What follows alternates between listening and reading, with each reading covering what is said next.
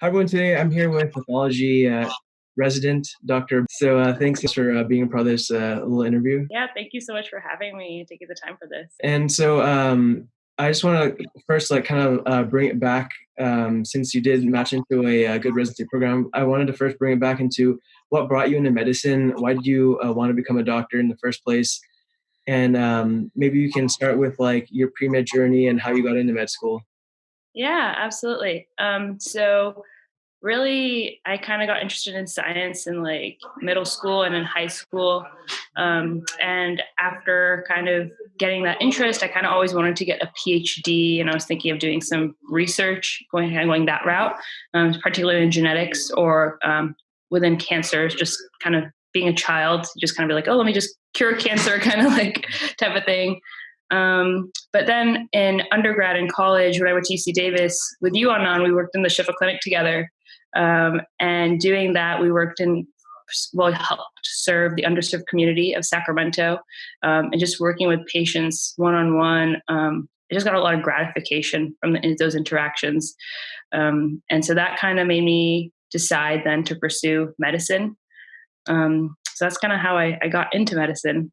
And then I think now though it's kind of funny because after going into medicine, even though I wanted more of that inpatient interaction, I've now chosen a field which kind of aligned with my original thoughts of like getting a PhD. You're kind of doing more of the research side of things. So Okay, and then on the still on kind of the pre-med side, what did you do that made you a good candidate for medical school? Like you mentioned, you had like strong grades, and then what other extracurriculars did you have? And you also mentioned something about like MCAT versus like your grades too. yeah, absolutely. I majored in molecular and cellular biology at UC Davis. So just worked really hard, tried to get a really good GPA. Beyond that, I did a lot of extracurriculars, like worked at Shifa Clinic. I was kind of the board member of that, and a health education leader to try to have some leadership roles as well in the field. And then I also did research in actually a maze lab working in genetics because that was the other thing I was thinking about. I also had done some research at a pathology lab actually just this summer before going into UC Davis. And so basically just kind of followed that route. I took the MCAT. It was really the time when the MCAT was switching from the old one to the new one. And I didn't want to take that 7-hour test. And I'd already kind of prepared for the newer test. So I kind of rushed into it. And when I took it, I didn't really do that great or as well as I had hoped. And so that I think was a challenge for me when I was applying into medical school. Mhm. Okay, and so it's interesting because like for me, I think I had the opposite thing where it's like my MCAT was strong, but my GPA was weak. Did you do anything to like try and remediate that, or do you felt like your grades carried you and allowed you to get through to medical school along with your extracurriculars? Yeah, I think my GPA was decently strong, so I didn't have to. I didn't go back in to retake any courses.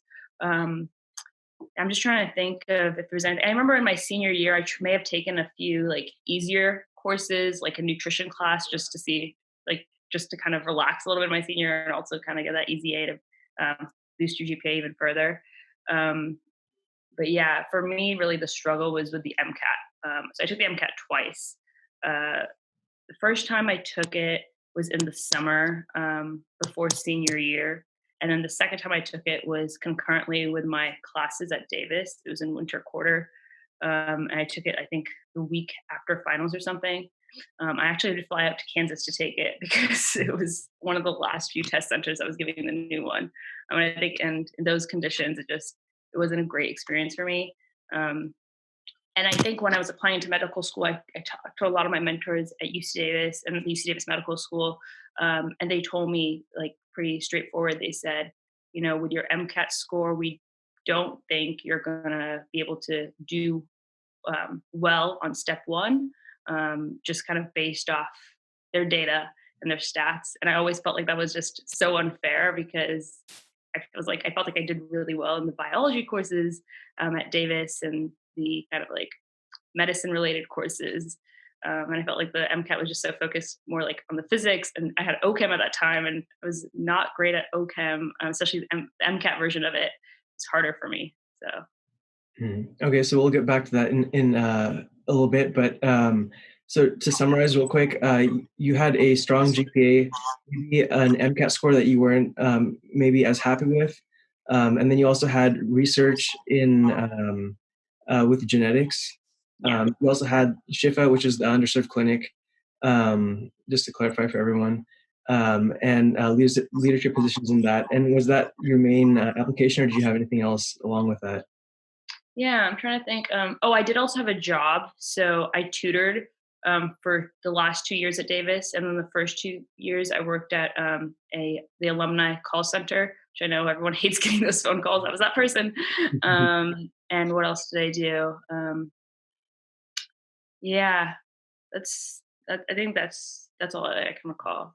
Did you do soccer in Davis too, or? Oh, I didn't play varsity or anything, but I played for the intramural team. Okay.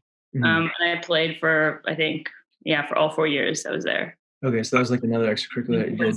Yeah. Okay, and so did you apply to med school right after undergrad, or did you go into med school right after undergrad, or did you take time Yeah, off? so I applied to med school right after my senior year, right after we graduated. I applied to medical school, and then right that gap year, I actually worked at Theranos, which I'm not sure if we've talked about that before, but it was basically the startup run by Elizabeth Holmes, which now kind of everyone knows as the what not to do in the startup culture. So that was quite an experience. And I remember kind of halfway through in December, I sent a letter to the medical schools to kind of update them to let them know that, I've been working there. Okay, well, I didn't know you worked there. So how was that experience working at Theranos?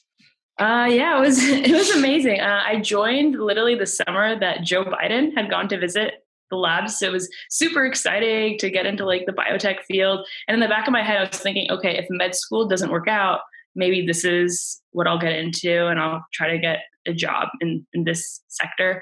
And I met a lot of cool people. I really wanted to get involved more on the science side of things. I was more just working kind of as customer support. So just kind of on the front lines, speaking to people who called about kind of how the application works, talking to physicians. But within the company, there was just so much secrecy, and you couldn't, every time you'd ask a question, it would just be like a brick wall. I had to like sign contracts. I couldn't even talk about like where I worked. All I could say was it was a biotech company. So it's kind of sketch. So in hindsight, I see why now. And it was in the winter of that year when we sent out all these lab results that we got an email saying that most of them were falsified. And so we had to, being on the front lines of that, we had to send the reports to physicians, and physicians were calling and were extremely upset. A lot of them, I remember even saying that, some of those patients had died, and they're like, what are we supposed to do? Or had already sent the patient home. So just everyone was so upset. And it was at that point where I was like, okay, I don't see this kind of being sustainable.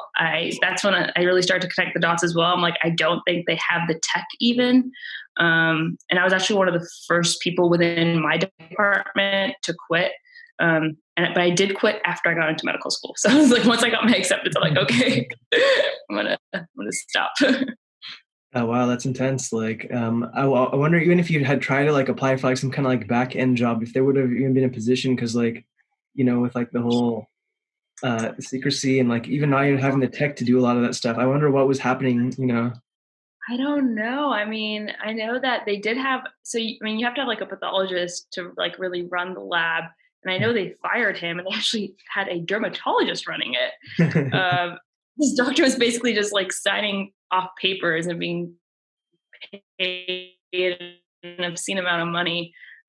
So I don't know what would have happened, but I'm so grateful for that experience, because kind of going through that, it kind of gave me insight, first of all, into the startup culture. And then it also just kind of gave me an idea of what it would be like to work kind of a more 9-to-5 kind of structured job versus kind of like being in the hospital every day. Otherwise, I feel like all I would have ever known was being in the hospital. So kind of doing that gave me insight to myself and made me realize more just how much I wanted to be in the medical field as a physician.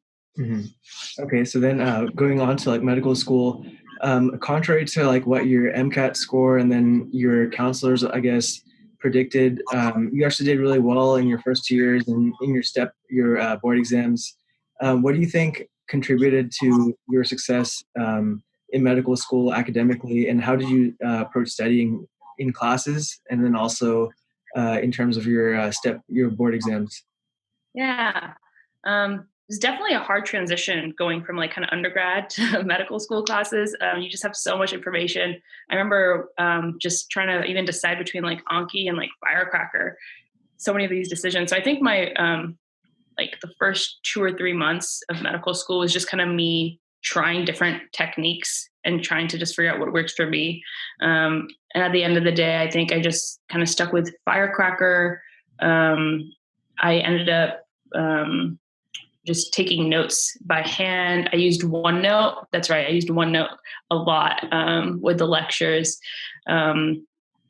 So yeah, I think the biggest thing though for that was like practice questions. We had USMLE RX. I don't think we had URL then. I don't think we got that till our second year. So yeah, for classes, it was I went to lectures, but also I didn't really go to a lot of lectures. Did sketchy, pathoma, I think kind of the basics. And then I think for step 1, it was kind of a similar thing. I just used the UFAP, UWorld, first aid, pathoma. And what else? Oh, I actually started using Quizlet for step 1, which for me really worked. I know everyone liked Anki, but it's kind of a weird thing. But I used Quizlet, went through UWorld 2.5 times for step 1. The half at the end was just my incorrects that I went through. And that was just really helpful. I also ended up pushing my step 1 back by about a week. And I think in that 1 week, I saw like a 10 to 15 point jump in my score in the practice test, if I remember correctly. And that was, again, just because I had made like a checklist of everything I wanted to do. So I did every single practice NBME exam, like every practice exam that I could find, I did. Our school offered some, I did those. Yeah, and I think it was just a lot of practice questions was like the biggest thing. And I remember it was just being a really hard time to like study because you have to focus, you have to kind of drill it down. And I remember in the beginning, I wasn't like getting the scores that I wanted. So I think it just took a lot of, it sounds so cliche, but just a lot of like dedication. I was also listening to Golion a lot. So yeah, it's just taking the time and just prioritizing it. And I think one of the biggest things for me was also that I was lucky in that I knew that I wanted to do pathology. So I don't know. I guess it made you realize that you had to have a strong like understanding of pathophys and a good understanding of the material in general, right? Yeah, I think I just had like a goal in my head that I wanted to work towards. And I was just like, okay, I got to do these things, get these points in, like, so I could do well and then like achieve my goal. Mm-hmm. Yeah. And so that means you knew pretty early on that you want to be a pathologist. What kind of lent itself to that? Was that since pathology is a little bit more maybe like intellectual, like maybe more like research oriented, or is that for some other reason or other experience that you had in your first 2 years? Yeah, so doing our heme course in our first year at medical school, like I told you, I was kind of always thinking of like cancer at the back of my head. So we were learning about leukemia and lymphoma. So I reached out to some professors and some physicians in the Bay Area preparing for the summer after M1 year to do research with them. So I was just looking at people's profiles, and there was one doctor in particular. He was actually a hematopathologist who was doing research in lymphoma, and it just, everything he was doing just sounded like just where I wanted to be. So I emailed him, and we ended up having like a little phone interview, and we just clicked. Like it was great. So I ended up working at his lab. So he was a hematopathologist at Stanford, actually. And so I did research with him in my M1 year. And I learned so much working with him. And I was thinking of going into a pediatric hemonc. But as I learned more about pathology, I realized like that was what I wanted to do. And in my second year, the research I did, I ended up presenting in Canada to, it's called USCAP. It's one of the like biggest international pathology conferences. And so seeing what everyone was presenting, going to all these different lectures, it was just like, wow, like this is just what I want to do. It was just a moment where it just really clicked for me. I still in my third year tried to keep an open mind, going to peds, internal medicine, even working the ICU. I did do a pediatric hemo rotation as well, just to be sure. And none of it gave me the exact kind of like satisfaction that I got from doing pathology. So in that first summer that I had working with this professor, he really became my mentor. And I think that was one of the biggest things for me, was kind of having his mentorship and his guidance. So yeah, I think that was a big influence for going into pathology. And I think especially today, you don't get a lot of pathology in medical school in the curriculum. They've kind of like shortened that, or a lot of cases taken it out completely. So I think if you haven't been exposed to it, you haven't seen it, you just kind of don't, it's just an area people just don't really know about. Mm-hmm. Okay. And so, you got into for pathology, which is very impressive. Like I was saying before that we started recording, what contributed to you? So obviously the research and that mentorship and the close connection probably helped. What would you say contributed to one, matching into pathology, and then two, getting into a prestigious program? What factors do you felt contributed, and what do you think are important for maybe someone else trying to match into a competitive program like that? Absolutely. So I think one of the biggest things, again, like I said, I think I was so lucky to know what I wanted to do early on. I think just having a goal in mind, like for me, it was like hemonc. I just thought, okay, this is something I'm passionate about. I think if you're passionate about something, try to follow that passion.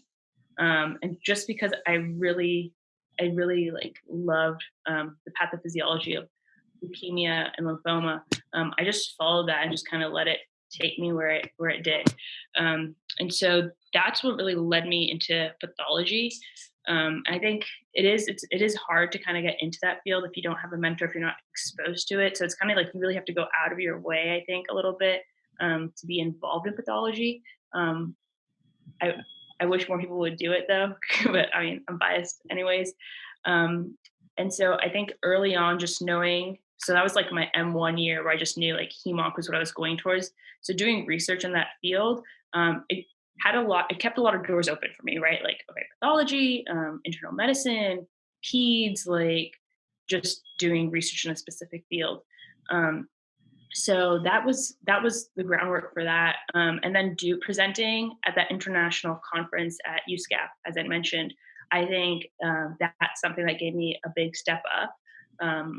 When I went on interviews, a lot of people were surprised that I had done that as a medical student, because that's a conference that mostly, certified pathologists will go to in residency or in fellowship.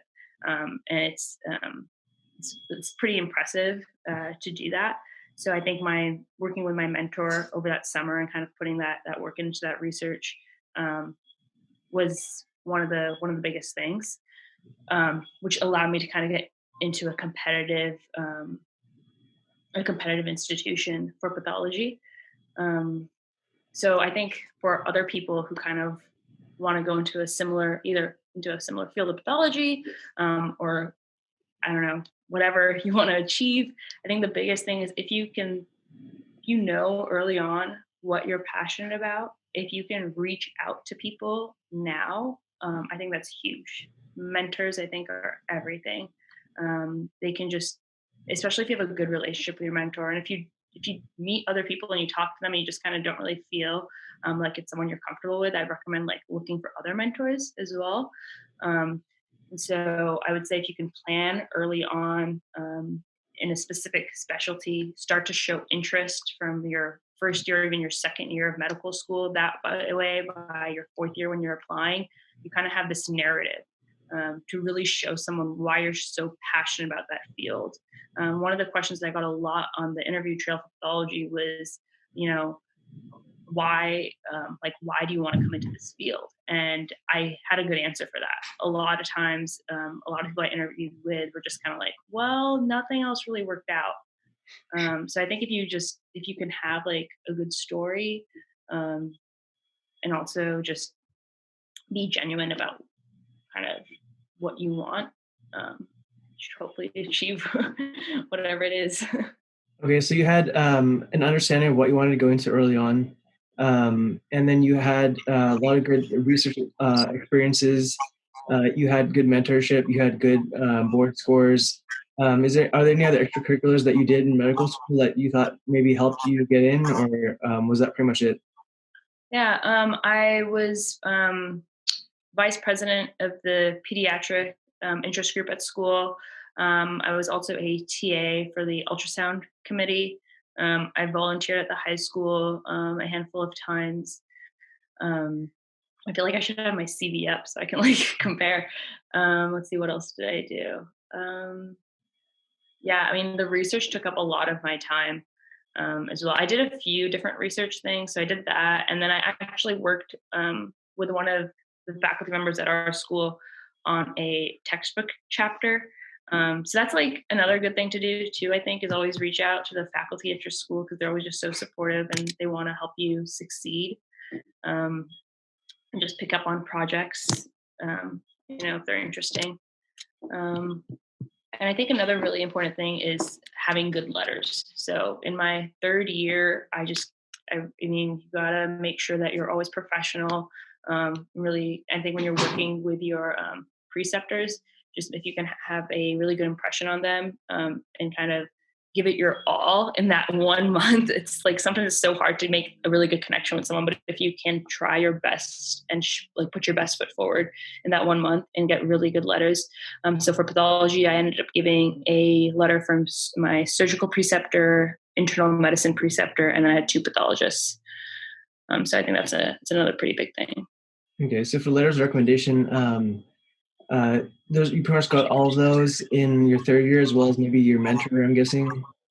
Yeah. So as I went on in my third year, just as I completed each rotation, I would ask for a letter, or I think there was maybe 2 physicians who in my fourth year, I went back and asked them for it. Because I was a little bit all over the place because I was thinking of pediatrics too. So even though I was pretty set on pathology, before I did my pediatrics rotation, which wasn't until about February, and at that point you have to apply for your away rotations, like kind of starting in January, you have to start thinking about that. So for me, because I hadn't done pediatrics yet, I couldn't rule it in or rule it out either way. But when I finally did do it in February and I enjoyed the rotation, I did get a letter. The other problem with this pathology is that you don't have a pathology rotation in your third year. So you have to wait in your fourth year to do it. So just the timing of it was a little tricky, but it worked out. Okay, and so going a little bit more on letters, when did you ask for letters in kind of the application cycle? Obviously, if you had some fourth year, you would have waited for fourth year, but did you tend to ask for them like towards the end of the rotation or after the rotation, and then how would you prompt them? Where would you like have them upload the letters and things like that? Yeah, that's a great questions.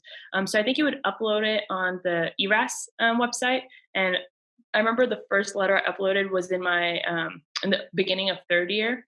I think it was a OB-GYN rotation. And that was this is the only time it's happened to me. Some people had this happen to them like every rotation where the preceptor came up to me and said, let me write you a letter. And I think if a preceptor is willing to write you a letter, even if you're not interested in the field, like just say yes, because you never know how things will work out. So yeah, just but in the instances when I asked for a letter, I usually would do it either on the last day of my rotation or with some preceptors, you have their cell phone number. A week or so later, I would ask them for the letter. If you're unsure about how the preceptor maybe perceived you, like maybe they're just, some of them are just really kind of like stonewalled, just kind of like, so it's hard to read them. But you get your feedback from the school. I'm sure all schools have this where, you get your scoring evaluation from your preceptor. So you can get that back, see what they actually thought of you. And if you felt like they can maybe write you a strong letter, then I would send them an email, or I would text them depending on your relationship. And I would always make sure to ask if they can write me a strong letter. I think that's really important. A lot of times they'll be honest with you. Like, if they're too busy, they'll probably just say that. But yeah, you want to just make sure it's that if they're writing you a letter, it's going to be a good one. Mm-hmm. Okay, and so you mentioned that I think you had them uploaded in third year. So URAS-wise, can you access that early on in third year, or how did that work? Like, I heard there's something about tokens and stuff, and then tokens. Okay, I could be wrong. No, yeah, maybe. I don't remember tokens being a thing, but yeah, I was able to access ERAS, and literally, I think the only thing that's open is like a documents section where you can upload your letters, but you can't access any other portion of the application in your third year. So I would just use that, and I would just save my letters within that tab, and then just in fourth year I collected a few more. Yeah. And so then, did you just send them a link through the site? Yeah, so then you would send them a link. It's pretty self-explanatory. One thing it asks for is like the position of the letter writer. One of them is like a department chair, and I forget, maybe there's one that says other, but most of them are not department chairs just because they're your preceptor. So you just have to be careful of that when you're sending it out. Okay, and in terms of scheduling your fourth year and your electives and sub-Is, how did you approach that, and what tips do you give for that, especially since, like you said, for pathology, there isn't a third year elective? Yeah, so I would say get on to VSAS as soon as possible. So I think in January is when I honestly started looking for away rotations. So for me, I knew I wanted to be in the Bay Area, so I was looking for away rotations at Stanford and at UCSF. So I remember, I think with Stanford it was a little tricky. I applied in January, but when I first applied, they denied me, and I think that was because they weren't. I forget why. I don't know if it was a transcript issue or there was something. And so a month later, I just applied again, and then I did get the away rotation. So I would say just apply early on. And I think another thing is to be really, really persistent. I applied for a peds hemonc rotation at Cedars-Sinai as well. And for that one, when I applied through VSAS, I didn't hear anything back for a while. And so I ended up just picking up the phone and calling them. And once I spoke to them on the phone, they were just really nice. They're like, oh yeah, we have these dates available. And it didn't match up with our school schedule. So I just asked if they'd be flexible to change it. And they were. So I feel like a lot of times if you're just kind of willing to ask them if they can kind of make some adjustments for you, a lot of times they seem very open about it. But it is hard to plan because you have to submit your application by September, right, for residency. So whatever rotations you're doing, you want to do it before September, especially if you need a letter from that away site. So I ended up, it was hard for me. I wasn't able to really do that. So my Stanford away rotation was from August to September. It was like the last week of August and it ended the last week of September. And so I was submitting that application in the middle of the rotation. So that was really hard, but I still asked for a letter of recommendation from one of the faculty that I worked with there. And because they knew my mentor as well, they felt good about writing it. And then my UCSF pathology rotation, I didn't do that until November. So I think it's fine to do an away rotation at a place you would want to go to, even after the interviews or after the application is submitted, because that way, even if it's in the middle of interview season, they're going to get to know you. But another thing is that I've heard a lot of these institutions will kind of early on know who they want. So the earlier you can get in, the better, because sometimes by November or December, even they'll be like, especially if it's a really competitive specialty, they might already know who they want for those spots. But if you feel confident kind of in your abilities, you can still try to go there, make connections with people, and that might change their list. You never know. Mm-hmm. Okay, so I think URAS opens up around, is it July, right? You can start like putting personal statement stuff in, and then September you submit it. What tips would you give for like the personal statement and formatting it and things like that? Yeah, personal statement. Yeah, I went through so many drafts of that. I do remember in my third year, starting in January when I was also applying for away rotations, I got this advice from some of the classmen above me at that time, and they had recommended just taking notes of things that seemed like significant to you during your rotation. So that was helpful. And then just when it came to writing it, I started writing it in July when it opened. And I think when you're facing that page, you just kind of gotta, it's really hard and it's a little overwhelming. So my first draft was just not good at all. And then for my second draft, I just tried to answer it just really honestly, like almost like a journal entry where I didn't really think too much about how this is going to be reviewed by like all of these different program directors. I just kind of tried to be honest and write down, okay, like what brought me here. And then I kind of like, it just was an editing process after that. And I sent it to a few of the faculty at my medical school. I got their edits, which were really helpful, incorporated that. And then I sent it also to some pathology residents that I knew at the time and had them review it for me. And that was also extremely helpful. Then let's see. Yeah, then I got it back. And I showed it to my friends. Those were the last people I showed it to. I don't know why, but that was great because your friends will be so honest with you, and so that was really helpful. Okay, and so with the application cycle, after you ended up submitting your applications, when usually do pathology interviews kind of span? Is it like November to January? How did you approach scheduling your interviews? And then maybe going on, how was the interview process like? How were like the interview days like? What kind of questions did they ask and things like that? Yeah. So for pathology, it's a little bit different from all the other kind of specialties. I think every specialty interviews differently. For pathology, I submitted my application in September. I got most of my invites almost by the end of September. So that was super fast. And pathology interviews really quickly as well. So my first interview was in October. And my last interview was like the first or the second week of January. So it was a shorter season. I think other specialties will interview maybe later November to even late January. And so for me, scheduling it, I applied all over America. I applied to about 30 programs, and I interviewed at about 13 of them. So the way that worked for me was I was just trying to group my traveling together so I could just do like one trip to the East Coast, get a few in and come back. It worked somewhat. I was able to do some groupings. So I really flew to the East Coast just twice and ended up renting a car out there and just driving between states.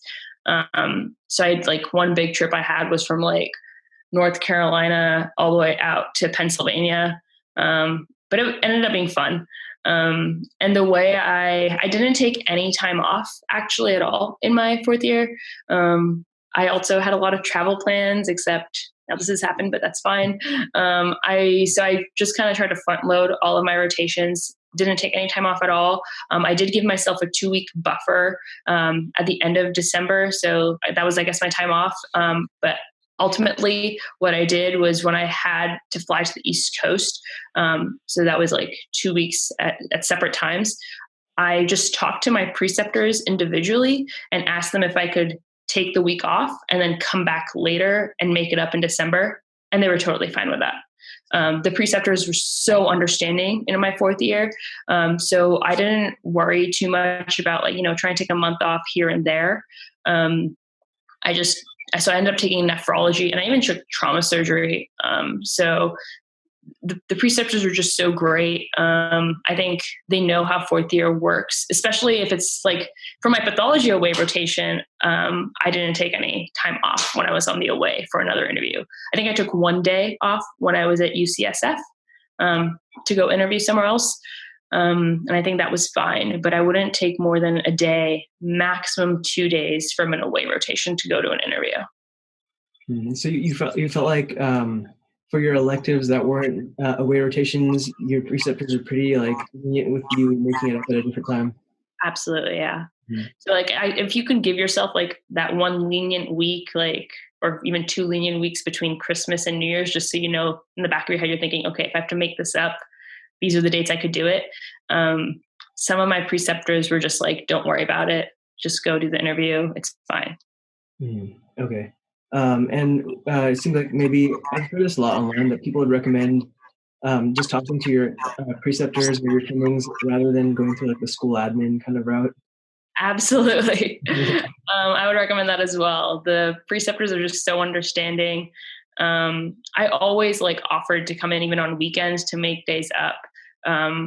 But I mean, they've been there. They've all done interviews. So I think I think if you just talk to them directly, you don't have to deal with the school administration. That would be better. Yeah. And how was the interview date like? Maybe going from was there pre-interview dinners? Would you recommend doing that? And then also the interview day itself, was it half an hour interviews and what kind of questions? Was it traditional type of questions or things like that? Yeah. So most of the schools had pre-interview dinners. The UCs did not. So the UCs that I interviewed at, there were no dinners the night before. At one UC institution, they did have a dinner the night of the interview. So after the interview day, everyone kind of drove across the street and we had dinner. So that was kind of different, but it was great. But if you can go to the pre-interview dinner, definitely do it. I would say take it as seriously as the interview day because the residents have such a big say ultimately to who gets into the program because you're going to be working with the other residents there. So if the other residents can't see you being part of the team, they're going to make that clear to the program director and to the admissions committee. So definitely go out to those pre-interview dinners. Take them very seriously. When you go there, you want to dress, semi-casual. Don't show up in jeans or something like that. Just kind of be casual, professional, and just kind of be yourself. And the dinners were pretty laid back. The residents are very down to earth. They talk to you, very frankly about salaries, about work hours. I was very careful about always asking about the work hours, because you don't want to just be like, oh, so how many hours are you working a day or anything? So I would always ask could you just walk me through what a day looks like for you? So I'd ask that. And another thing I would ask is I'd always ask them, what made them rank that school number one? So that gives me an idea of why they wanted to go there. And then another thing I would like to ask is instead of saying oh, what do you not like about this residency program? I would ask what's been your biggest challenge in residency? And that would a lot of times kind of just lead into sometimes things that they wish they could change. And is good insight for you to know. And then the interview day would be the next day. Most of the places I interviewed at, they actually provided the hotels for me. And a lot of them even also covered the Uber fare or even taxi fares to get to the interviews the next morning. Right before I get into the interview day, something else that was helpful was at the end of the interview night, I would meet up with my other fellow applicants and we would talk about other places we had each interviewed at. And so for pathology, this was really helpful, just because it's such a small field. So we would just kind of talk about what our impressions were of other places. And that just kind of help give us an idea, especially people traveling from the East to the West Coast. Like, is it worth it to come back here, in 2 months for this one school? And sometimes that's helpful. But yeah, I would kind of take that with a grain of salt. But it's also just a nice way to get to know your other applicants and your potential colleagues. Interview day would usually run from 8 a.m. to like 2 p.m. or 8 a.m. to 5 p.m. Breakfast, lunch would be included. And just for me, the biggest thing was seeing how the program director acted towards us. That was so important because I want to know how I'm going to be treated for the next 4 years as a resident. And I think the program director kind of really sets the tone of the program, basically.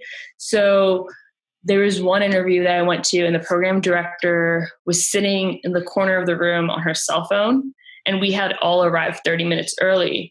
And we were all just kind of sitting there and just waiting. And I didn't even know she was the program director. I just thought she was just someone sitting in the corner on her phone. And as soon as 9 o'clock hit, she just stood up and was like, "Oh, so I'm the program director. Let me start the presentation." And I was just like, don't you want to get to know us or talk to us or interact? So I found that a little odd.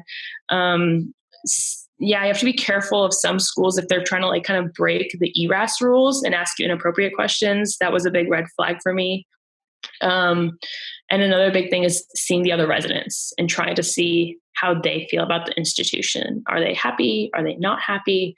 Some of the residents, when I would ask them like just a basic question, like, what is like, how many PAs do you have for grossing? Which is just basically asking like, what kind of support do the residents get when we're at the grossing station? And sometimes they would just kind of give this exasperated look, and you'd be like, okay, maybe we're not as supported. So I think it's just those little things that you notice, I would say really take it to heart. Like even with the other residents, like kind of what's their camaraderie like? Are they opening doors for one another? Are they like kind of smiley? I think that's super important because you are going to be there for the next 4 years. And of course you want to get a good education, but you really also want to be happy. Mm-hmm. Okay. And then, so how did you schedule the rest of your 4th year? Would you recommend trying to use it to prepare for residency and how you've been preparing for residency? Or do you recommend kind of taking it easy and kind of just like relax for the last maybe long period of free time that you have before, out of residency? Yeah. So I think ultimately it doesn't really matter one way or the other. I think after you've done your interviews, I think you're kind of free, so you can do whatever you want. But then I also think it's kind of what you want to make it. So I ended up taking on kind of another research project in my 4th year. I ended up presenting that, and then I continued to do research with my mentor, just because I've really been enjoying that. So I think it just kind of depends. I've definitely taken it a lot easier though. I mean, I'm not doing any rotations now. I made sure I would have this time off. Even in my 4th year rotations, a lot of the times would come home and I would be able to just relax. You didn't have to worry about studying for shelves, which are nice. So I would say, use this time, like kind of just do whatever you want. I think a good thing also would be to just after your interviews, just make sure that you always like send your thank you notes or thank you emails, try to stay in touch with residents. But yeah, beyond that, I wouldn't really worry too much. Mm-hmm. Do you send like letters of like interest or intent or anything to programs? Yeah. So I didn't send any letters of intent, but I just sent thank you letters. Well, I guess like I did send, so for Stanford, they were my number 1. So I sent them an email saying that, hey, you guys, I'm going to rank you as my number 1 and just make that clear to them. And then I just kind of left the ball in their court. And so, yeah, some schools are really against post-interview communication. And if they make that clear to you on the interview day, just respect that rule. I mean, you could say thank yous, but don't kind of go beyond that. But I think it's super important to let your number 1 know that they are your number 1 and to let them know where you stand. I would recommend not emailing your number 2 and number 3. That would just, I think a few residents told me at some other pathology programs that they'd got those emails, and it was a little bit weird. I also, on the interview trail, I ended up making some friends with some of the residents. And so I kind of stayed in touch with them also throughout the process. And so I think that was just good too.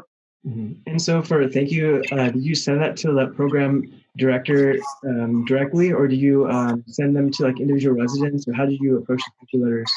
Yeah. So I sent thank you emails to everyone that I interviewed with. So just like 4 to 6 people. That usually included the program director. At some places, the program director did not interview me. And if that was the instance, I would still email the program director, even if they didn't interview me, and just say thank you for like this opportunity. And there was a couple institutions where if a resident really just kind of like went out of their way for us, just for the interview, for the pre-interview dinner, then I would send them an email. But otherwise, I wouldn't really email the residents. Mm-hmm. Okay.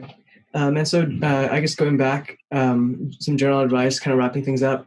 For pre-meds, what tips would you, or what advice generally would you give them? We talked about some specifics, but generally, what advice would you give them to get into medical school? Yeah, I know medical school these days is like, it's almost overwhelming. But I think the biggest thing is just don't give up. I think you have to be really, really persistent. If I listen to my mentors, who just based off my MCAT score were kind of like, maybe you shouldn't do this because you won't get a good step score. I wouldn't be where I am today.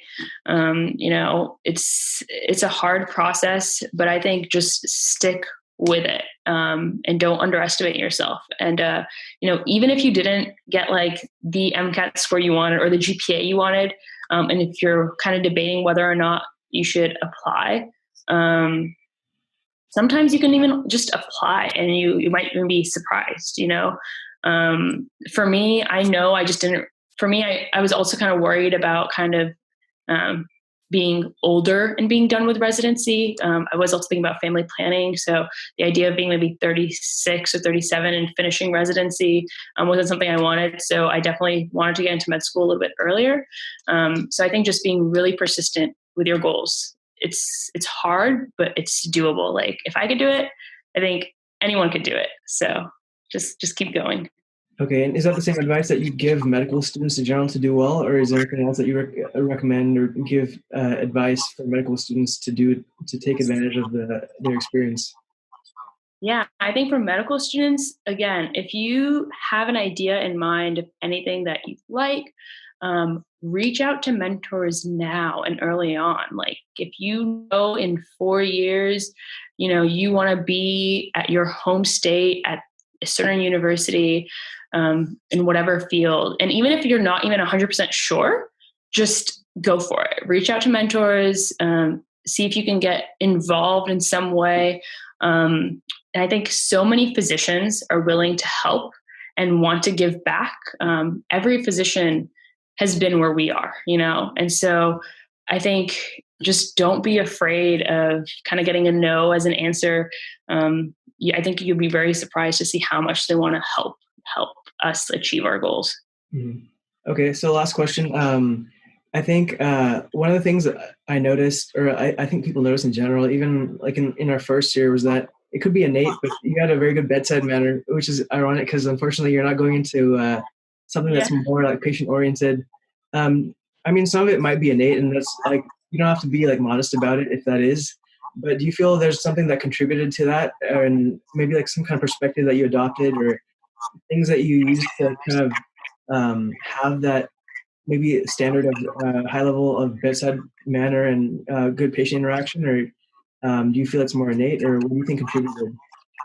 Yeah, I think that a lot of that is probably innate. There's anything that I've really like thought of trying to do.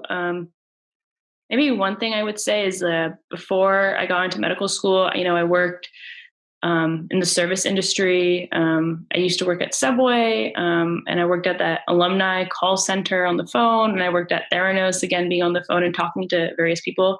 I think if before med school, if you have the chance to maybe even kind of work in the service industry, I think that can kind of help you just interact with people. And then like if you're in medical school, I remember